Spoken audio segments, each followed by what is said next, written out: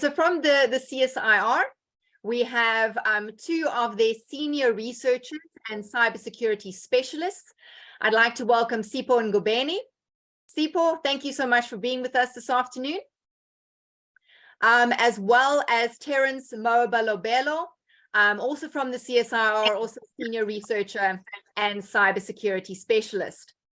And then our third speaker is Mr. Devan Naidoo. He is the CIO of New Dimension Corporation, and he is a SIGCyber committee member. So I'm going to hand over to Devan. He's put this webinar together for us this afternoon. So over to you, Dev. Thanks so much. Yeah, I think thank you, Prof. Carolyn, for that short introduction, and welcome to everyone. We do understand that there is a quite large number that is in attendance today. So we will take that into consideration towards the Q&A. So we'll reiterate certain key points. So for the latecomers can also be part of this webinar today.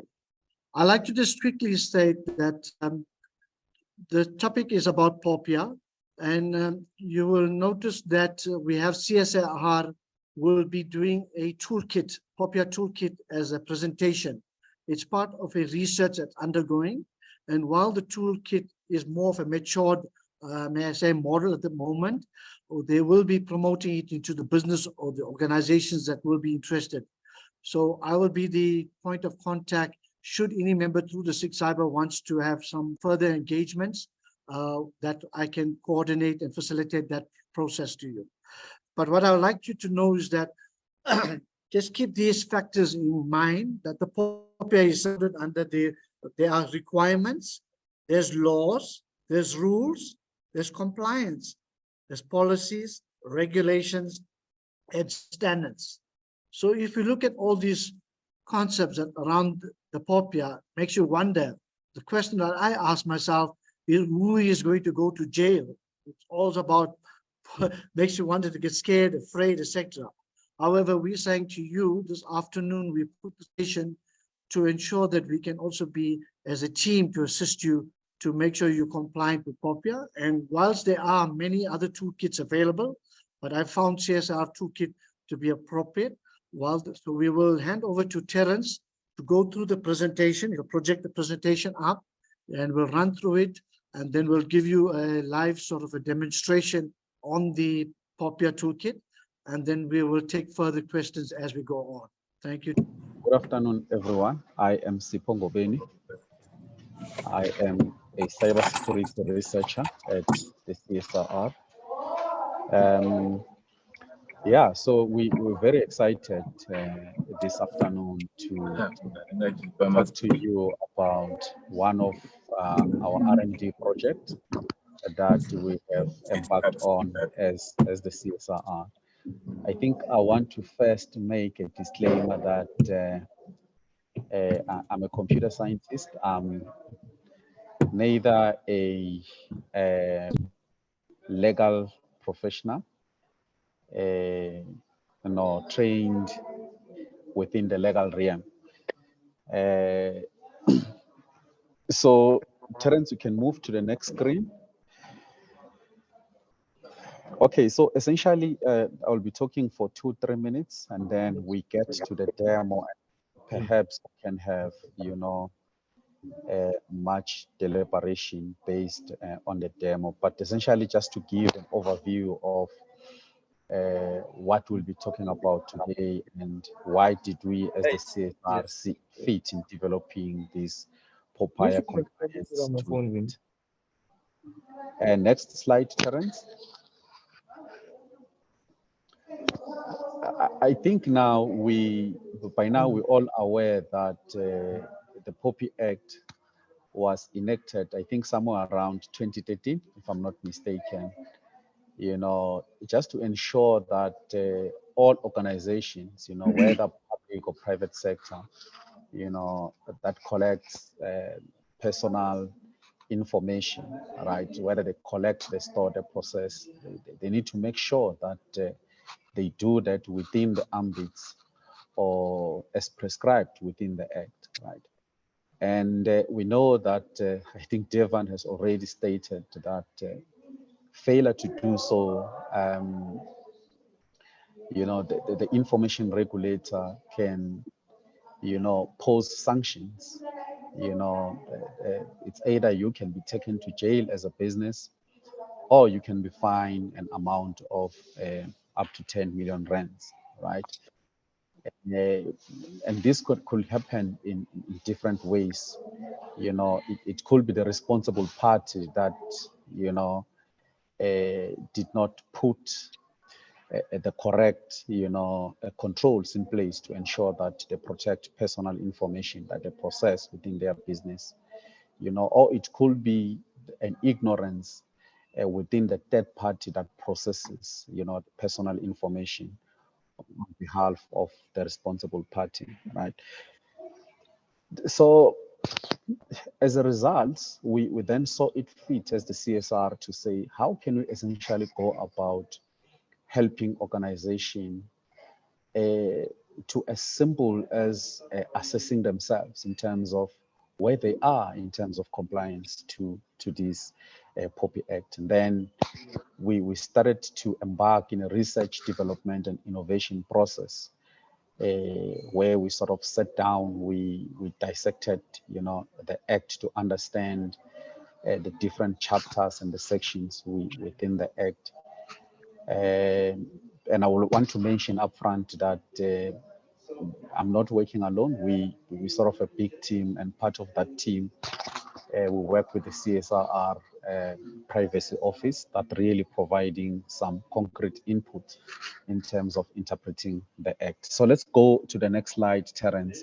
Maybe let me just give a high level overview, right, of the purpose of the Act as well as the objectives before I go over to you to start the demo. So in simple terms, the purpose of the Act is it's centered around helping organization to assess themselves in terms of where they are. And we do this through this tool that shape or a form of a risk assessment for some of you who are doing risk assessment in your day-to-day business. It's really nothing fancy other than a risk assessment tool that we have built. So we sort of took the different into the Act, right? And then within those categories, an example, processing of special information for children as a category. And within that category, we start to build different compliance statements, right? So it's sort of a checklist of some sort. So you can see there I provided a category of accountability, and some of the questions that we ask with a compliance statement within that category. And I think this is the most important, right, which I think everyone would like to start on. So we ask, for instance, have you appointed an information officer or deputy information officer, right? And the question that is most linked to that is that have they appointed them?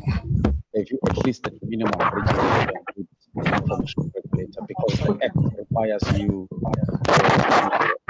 I'm hearing some very disturbing Sipho? noise on the back. Yes. Yeah, sorry to interrupt, but it's very, very distracting. Lots of people have not muted their mics at all. We're getting a lot of feedback, and I think it's really spoiling the presentation. So yeah, I know Tony has put in the chat to all participants to please mute, but please, it's very distracting for all the participants to hear all the distractions. Thanks, Sipho, Yeah. and apologies for interrupting. I can see there. Is there no way in which you can mute all participants? I know it's possible. I'm not sure who's the host for the event. I'm not sure whether Lee is host or Talana. I'm not sure who is hosting, but the host should be able to mute all participants. Okay, it looks very much. It sounds. It's very much better now. Am I still audible? Yes, thanks, Sipho. Thank you very much. So as I was explaining, that the tool is built around the different categories or chapters within the Act itself. And one example is accountability, right? So we take that category and then we build what you call compliance statements under that particular category. And I was making an example of one example under accountability that the Act emphasizes on is that, do you have or have you appointed an information or deputy information officer, right? And then the second question that is mostly linked to that is that if you have appointed them, are they registered with the information regulator, right? And so forth. And then we go to another category, we ask those questions. But I think as we get into how the toolkit exactly is put together, Terrence will explain that into detail. And I think also someone can ask themselves on, okay, and then what happens after I've completed those different categories? I think Terrence will go into detail. But what is different about this tool is that it provides what we call a multi-level quality assurance, right? So we will create an assessment, for instance, that we'll send maybe to Devan or PSA, lack of, better with organization X, right? And then once you receive that assessment, you then open it, you start to populate the tool, and to some extent, it requires you to provide evidence. A typical example will be, the tool could ask, do you have a privacy policy, for instance, in place, right? So if it happens that you say, yes, you do have, the tool might require you to provide evidence of that particular privacy policy, right? So once you've finished completing the assessment, you then submit it, which then gets to an assessor, right? So this is the person. It could be me within the CSR business who are the custodian of this tool, where I will do some where I will revise the information that we've provided within the tool, right? And if I feel that, okay, you have a privacy policy, but controls are not there, right? I might decide to revert back to you to, to say, change this from yes, maybe to no, or if it's not applicable to not applicable, right? So after I've completed that as an assessor, and then it goes to another level, right? Which will be an approver, right? Just to make sure that the information that is provided, it goes through different levels of quality assurance. So that's how the toolkit essentially work, right? Also, I mean, one will also think that the entire work is within the cybersecurity governance domain. So what we have done is that after the tool has computed, right, a score to say maybe you are 20% or 90% compliant. So we then took these, we build ratings from a cybersecurity governance perspective to say you are at the beginning stage, you are at an advanced stage, and so forth. And then we then provide the reason why we feel that you are at 32% or 70% and so forth. But what is mostly nice about the tool is that it generates what we call an executive summary report in a form of dashboard. I think Terrence will show that. And if we still have time, we can pull one of the reports maybe that we did with one of the business units within the CSIR, and we can take you through that so that you can have a feel of what is the main output that you will get essentially in this tool, right? So I'm going to, Terrence, you can move to the next slide to ask you to maybe talk around the system overview or the architecture of the system before we get to the demo. Thank you very much.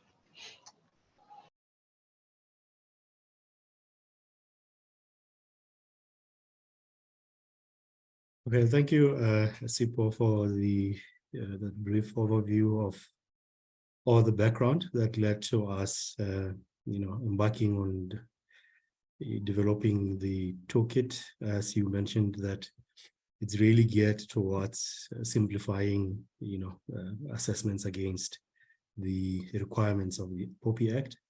So I will just to put a face to a name, I will just quickly just show my face.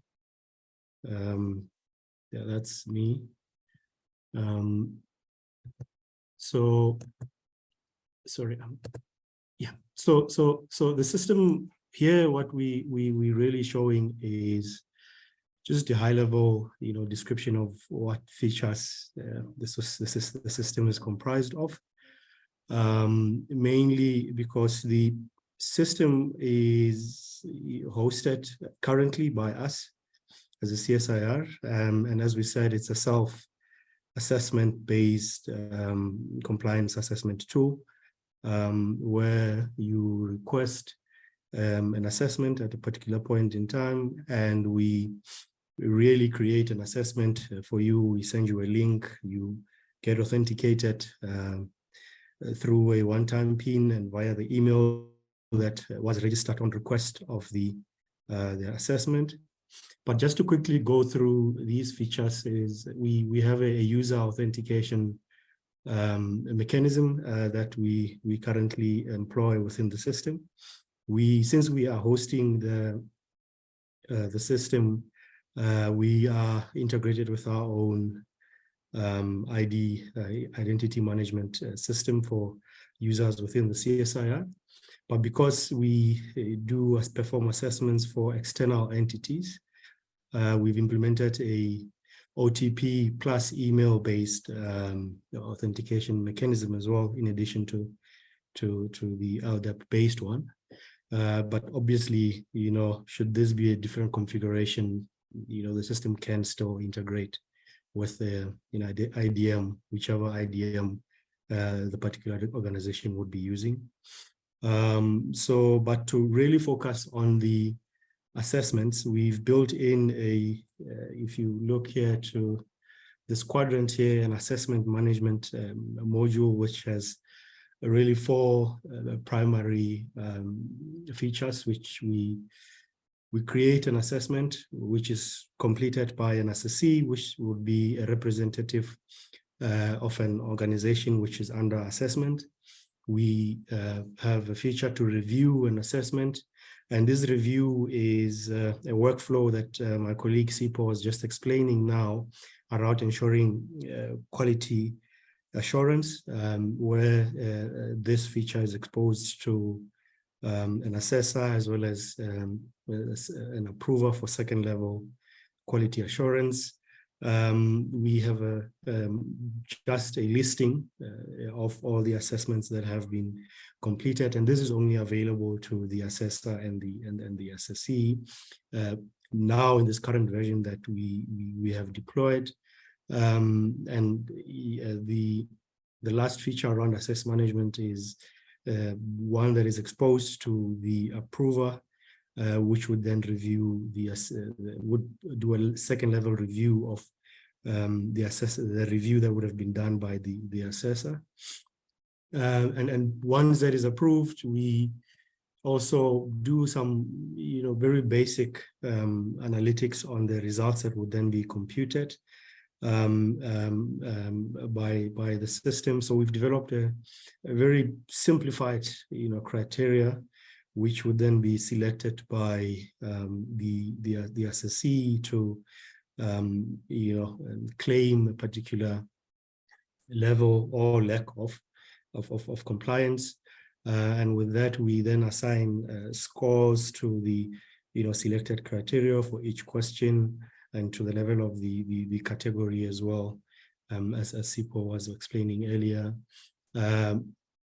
With the view compliance rating for category is really that shows for the particular category what is the compliance rating there, or the spread across the 3 different criteria.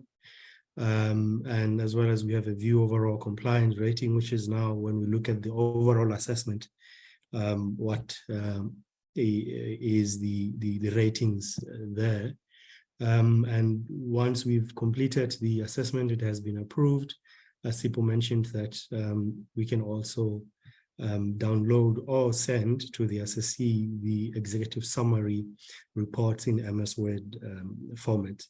And I think at this point I need to mention that, so currently the tool, you can request to assess a single department or business unit, or you can request an assessment for multiple business units within the organization.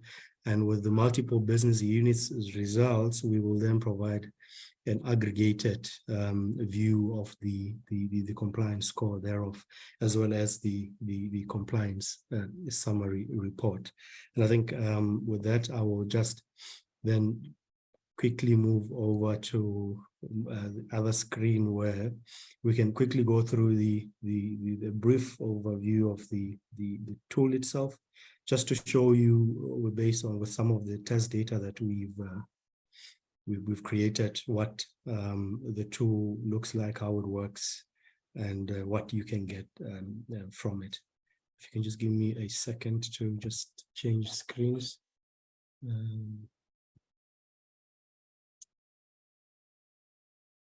Okay, thank you.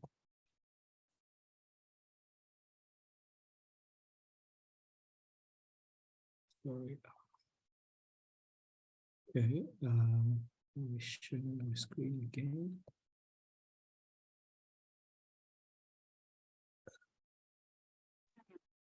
Apologies, colleagues. I'm trying to exit here and go back to full screen. Yeah.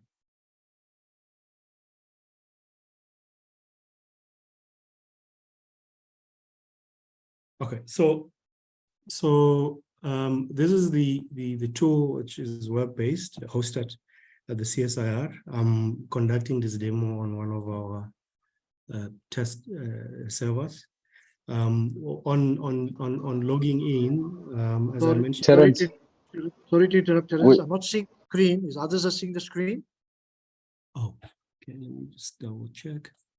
Can you confirm now if you can see? Yes. Oh, we can see now. Okay, sorry, that's my. How do I move this? Okay, sorry. So once you log into the tool, this is Terrence, yes, sorry, maybe you can log out and log in so that we can see the homepage. Oh, you want to see the homepage? Okay, that's Yeah. fine. I can do that. I'm gonna have to quickly find my password, Sipho, but okay. Let me log out. Okay, sorry, colleagues. Let me quickly just grab my password.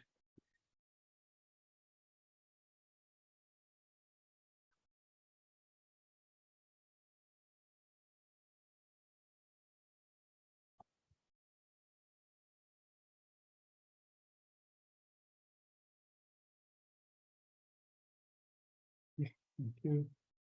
Sorry about that. Okay, so that was the landing page. So login page. So I'm now currently logged in as an assessor because that's the privilege that I currently have in the system.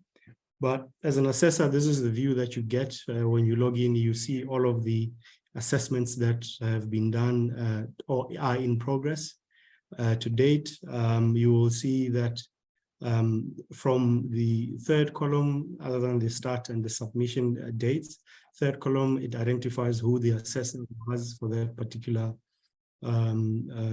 assessment, who was the approver, which organization was under assessment on that particular period, who was the representative, and in terms of where the assessment is at in the value chain, it identifies where it is at. You can see with the Casio, it's at the assessor level. which means that it was approved. And to the far right, the last column, these are some of the actions that can then be performed on the assessment. You can edit the assessment there. You can, should the representative or the assessor not be, part of the organization, or you want to change the representative, you can come to this page here and you can make amendments. The tool will then resend a link to either, if this was a new assessment, it will continue from, it will send you a link to the assessment, depending on where it was in the workflow. These are, some of the assessors that we have within the project, as well as the approvers. The bottom here, this is just the details of an organization that is under assessment and the business unit that will be assessed for this particular assessment, and the details of the representative who will be championing the completion of the assessment on the side of the organization. So maybe to show you how we then create an assessment. So we, as I said, assign an assessor as well as an approver. We then define details of the organization. You can add more than one business unit depending on the number of business units you want to assess their level of compliance against the Act. You can provide the details there. I think for time, I'm not going to go through the registration process, but you can add as many business units as well as a number of champions within those respective business units that you want to champion that. And what will happen is that the system will then send each and every one of these champions that would have been defined here links for their respective assessments, which are independent of the other assessments of the other business units. So they will not be able to see or complete on behalf of the other champions. So I'll go back quickly to the list of assessments. So I think I had created to show, sorry, I've logged out, but what happens is that the tool will then send you an email as an assessee to say, dear John Doe, an assessment for this organization has been created and you've been nominated as the champion there to then champion the actual completion of the assessment.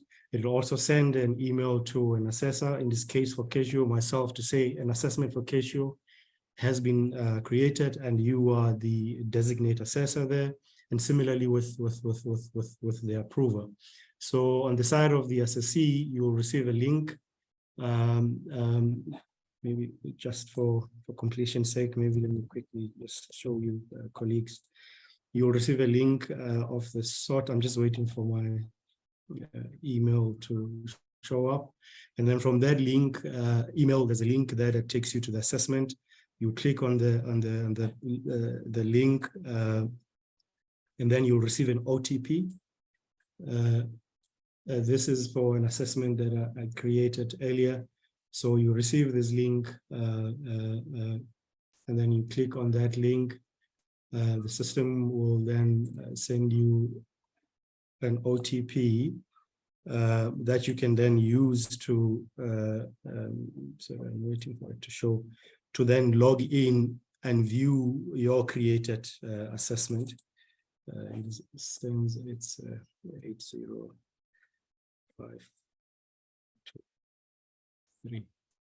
So let me just zoom in there for you.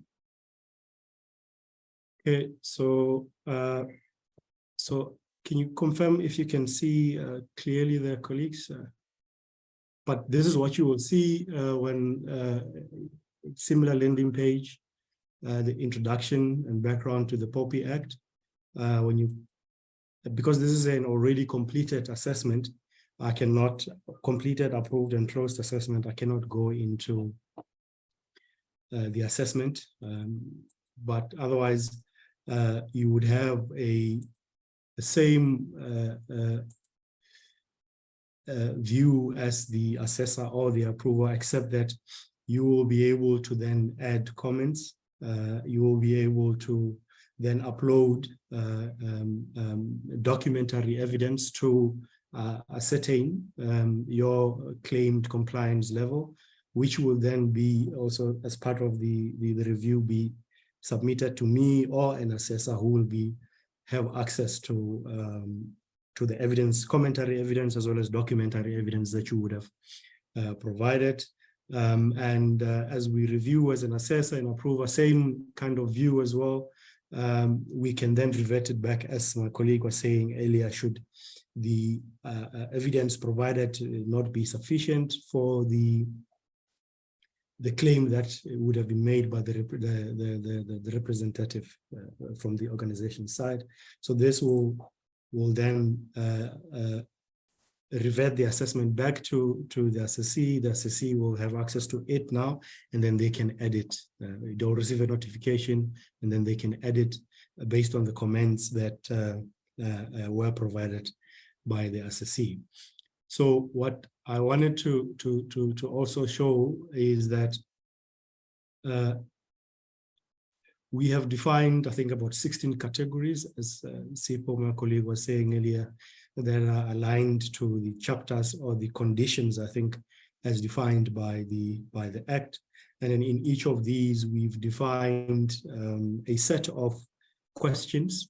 And if you remember, we said the mission was to simplify the requirements of the POPIA Act in a way that an organization can then conduct a self-assessment and receive a report based on how they are doing, how they are complying or lack of against the requirements of the POPIA Act.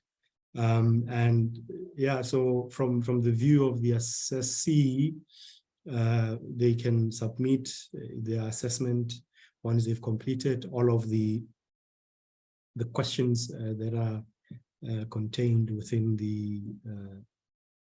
each of these categories that are then defined here in the tool.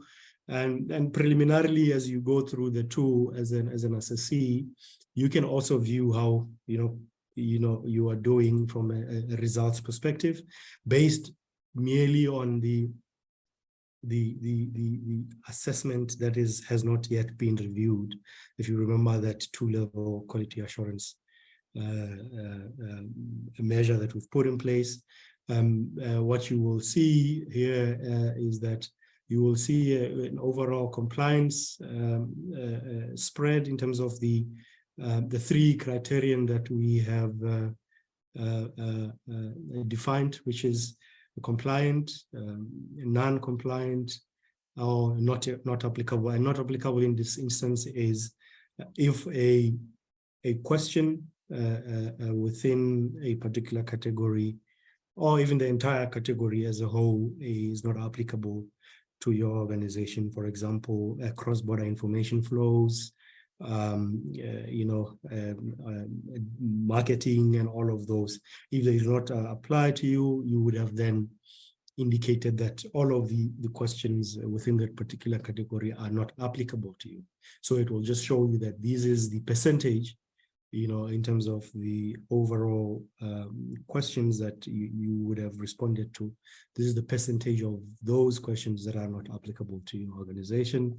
And if we move to the right quadrant, where we have a radar graph, which presents a compliance maturity rating, which, apologies, you might not be able to see the complete graph. What it does is that it just maps out the overall compliance of each of the categories of the assessment. And then it just shows you how well or where you're lacking in terms of how you're doing with the assessment. And the nice thing with this one here is that as you do your compliance assessments, at different points in time, because you don't just completely comply to the POPI Act from the start, and business evolves as well. You would then have to, continue your compliance journey, complying to the other requirements contained in the different categories, conditions of the Act. What this tool will do then, it will then map out your maturity rating over time from the point where you started your initial assessment to, the current state, which is very helpful when you are then trying to plot, how well you've done in your journey, and then as well as plotting a roadmap towards, full compliance, depending on where your organization is in terms of the conditions that are contained within the Act. And on the bottom here, what we're just showing here is that we're just showing the rate of completion, of the categories, just to show you that if you've completed all of the categories to, all of the questions within each of these categories, and then to the left bottom quadrant, here we identify the top non-compliant categories, which means here is the categories that have scored high in terms of non-compliance to the requirements, so that, as you again plan, your roadmap towards compliance, you can then take this into consideration as your biggest risks or your biggest gaps or risk areas in terms of the Act. So what we're seeing here, this is just a view of a case where we are assessing a single business unit. And you can also, get a preliminary report that you can, while you're waiting for a quality assured and reviewed and approved report, you can just have a view of, how you fared in terms of the assessment. So the tool will download an MS Word report. What it does, it essentially extracts the results that would have been computed, including these graphs here, and then it provides just a high-level overview, narrating how you did, identifying the high-risk areas in terms of non-compliance, and also providing you with references to the Act, extracts of references to the Act with regards to those requirements that you would not have met. So I'm going to quickly show you then what it looks like when we when we assess more than one business units. Yes. Yeah, so we were just showing a view of Casio human resources, if I remember well. So with the Casio, we did 2 assessments for 2 different business units. If I can quickly go back just to show you, this is where they are, those assessments. So you'd see here, John Doe was representing HR at this point. And then if we go to Jane Doe, we'll see when we look at the consolidated compliance posture of the 2 business units. Just similarly with the listing of assessments on the landing page, you see when the assessments were submitted, number of business units which were assessed, the level at which the assessment is, and some of the actions that you can perform at this level. I just quickly, before I show you the dashboard, I just want to show you some of the computed results and how we represent them in the toolkit. But these results are not as raw as they are not accessible to the organization that would be under assessment. This is results that we use to generate the report, and we use to visualize the executive summary posture of compliance against the Act. So in this view here is really information about the assessor, its business units assessed. In this instance, it's human resources, it's finance. What is the overall compliance score when we look at the complete assessment for each respectively? You would see in this instance that human resources is at 48%, finance is also at 36%, and in this table here, sorry, I think this is just a, oh yeah, in this table here we also show an overall compliance per category. Sorry, not per category, per compliance criteria. So 48% of these were compliant for human resources. Similarly, as you go through the entire 3 criteria, you would see that how, each of these business units did, fared in terms of the assessment. You have information about the representatives. You can toggle through. Sorry, the representatives there, you should be able to toggle through. You have the top 5 non-compliant computed from the 2 tables that we see here, which shows the scores that have been assigned to each category, as well as the compliance scores in percentage value based on this assessment breakdown. So this is not accessible to the assessee, but the report would then make use, the system would make use of these results to then compute and generate a report for the assessee. So if I can quickly go back.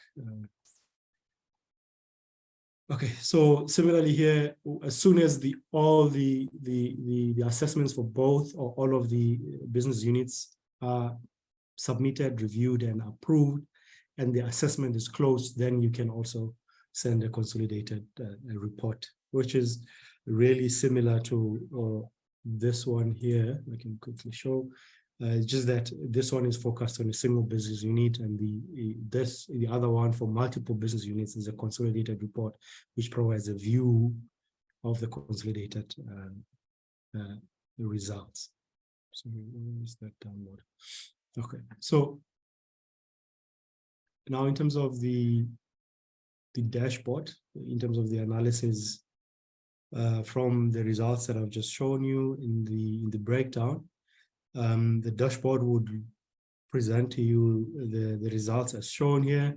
We would show you the number of business units assessed, overall score, just as I showed in the other view, and then we provide an aggregate to say, okay, now if we look at these 2 business units, this is on aggregate, this is how they're doing in terms of their compliance against the requirements of the Act. And then we also provide for each of the business units here the compliance spread across the 3 criterion that I was explaining earlier, and you'll see for human resources.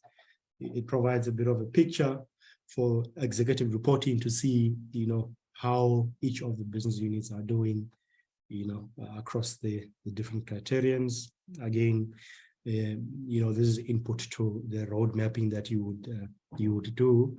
And again, similarly here is at the left bottom quadrant, it also provides the top non-compliant categories where you can just toggle, across the different business units / departments that would have undergone the assessment. So again, just providing a comparative picture for planning and management reporting. And similarly on the compliance maturity rating at the bottom here, it again plots the maturity rating of all of the business units, and providing again comparison in terms of across all of the defined compliance assessment categories. It provides a similar feature. If you have multiple assessments over a period of time, it will then create a maturity rating over time so that you can see how well you are doing in certain instances and where you're lacking, in other parts of the categories.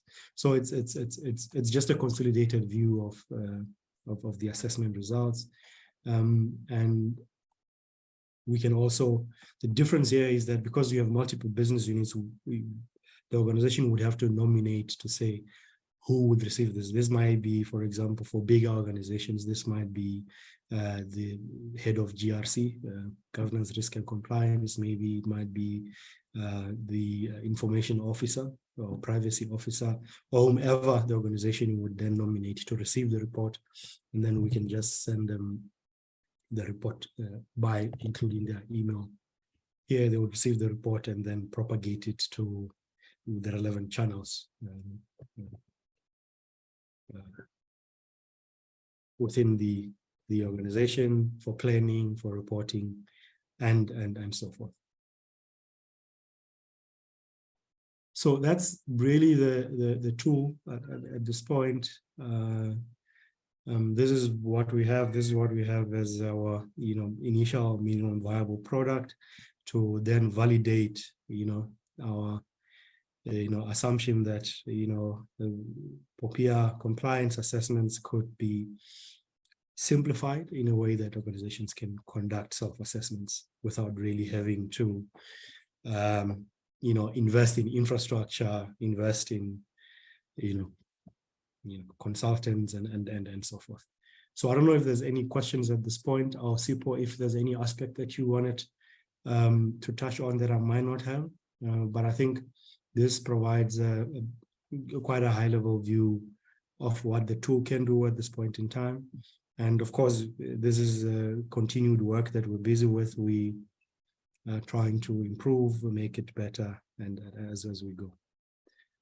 Thank you very much. I think if Sipho, you're fine, we can hand it back to Devan with regards to, or Prof. Kelly with regards to. No. Thanks, Terrence. I'll take over here to say that it is the understanding that the participants have an understanding of POPIA. So this presentation was based with that there is a background understanding that it's the Protection of Personal Information Act. But before I open it up to questions, I know there was some questions in the chat. I just want to make a general comment that, and this is particularly for myself and CSIR to take note of, that what I have done is that on the personal organization, we found that there's two acts that talks to information laws, the PIA Act and obviously the POPIA. Because in the case of the PIA, talks to access law, and then obviously it's all about the freedom of information, whilst the POPIA, on the other hand, is about the privacy, the prevention of exposure of information. So what we have done is that we came up with a manual. The manual is made up of the PIA section and the POPIA section. So one can always have a document in front of them to say, what do we do when we want to, if there's information that's been exposed or we want to access the information. So all I'm trying to say is that we have a manual that we educate our clients and all parties concerned on both the acts, because we found that both talks to information. On that breadth, yes, like Terrence mentioned, this POPIA toolkit, I guess, will be enhanced, it will be improved, and we expect you guys, that being participants, to share.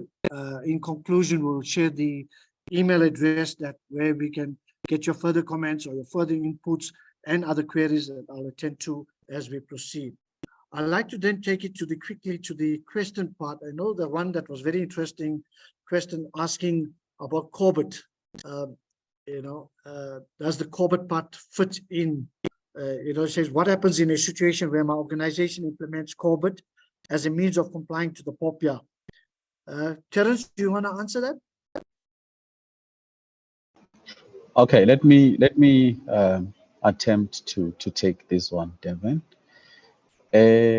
So when we embark on this journey for developing this tool, so where we started is we were aware that the issues of protecting private information might be stipulated in other other governance instruments.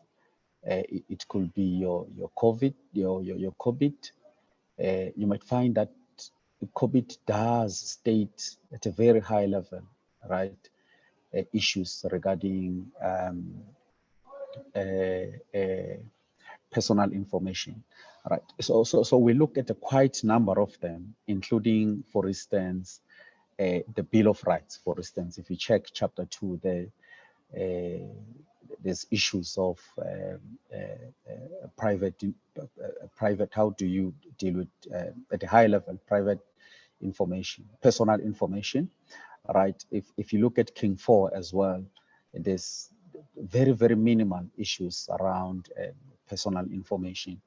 You know, the ECT Act and the Companies Act, the POPIA Manual, and so forth. So we did scrutinize those before we developed specifically what we call our compliance statement. So to be short, the answer is yes. You can definitely, you know, what you call, if you implement the COVID in your business environment or IT environment, you can essentially be able to incorporate some elements of personal information. But really, my experience tells me that it might not be comprehensive, right? Because the act is quite broad. It covers, you know, I don't know how you will fit, for instance, issues of cross-border information, you know, transfers within the COVID, right? But I don't want to say no, it is very much possible. If you get a specialist that has been doing this for quite some time, they should be able to help you to incorporate those. Yeah. No, I think I support what you're saying, Terrence, and we will always guide where we can. I noticed the chat don't have any further questions. Maybe somebody want to come vocal to ask. I'd love for at least about 2 questions.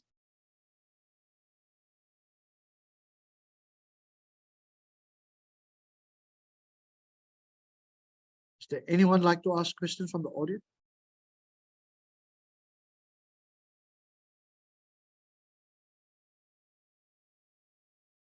Kerry, can you hear me there?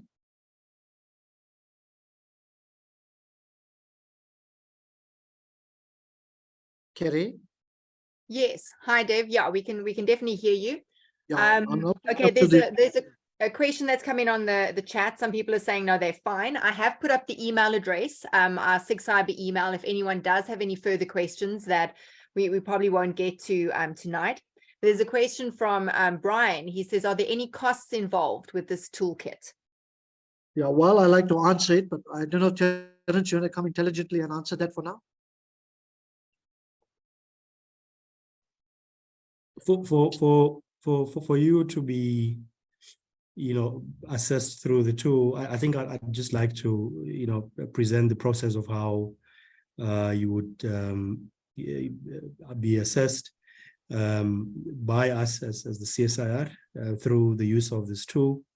You obviously have to submit a request in terms of how many business units, the details of the business that you would want to assess.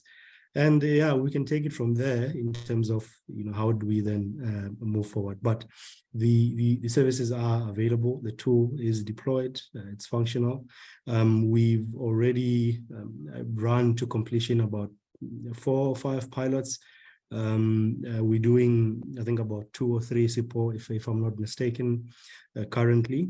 But if you're really interested, you know, you can get in touch with us, and then we can go through the process of how you can then be, you know, assessed through the tool. Thank you, Devan. I hope that answers the question. Well, Thanks very much. Can you want to wrap up? Yes, thanks so much. Richard did have a question. I think we're going to pose that to the speakers offline because we have reached our full time. Richard, feel better soon. Everyone seems to have a bug at the moment. Right, so thank you very much to everyone. Thank you so much to Terrence and to Sipho for the very informative talk about this fantastic toolkit. Thank you to everyone who joined us tonight from within the country, from outside of the country. Wishing everyone well, and yes, please send any extra questions that you have to our email address. And I'm sure Terrence and Sipho would be happy to engage on that. Thanks so much, everybody. There's a question. Devan, I'm not sure if you can see the question. I can't see the question. The last one from Richard, Terrence. We have reached. Yeah. Okay, so maybe just a quick answer on this one.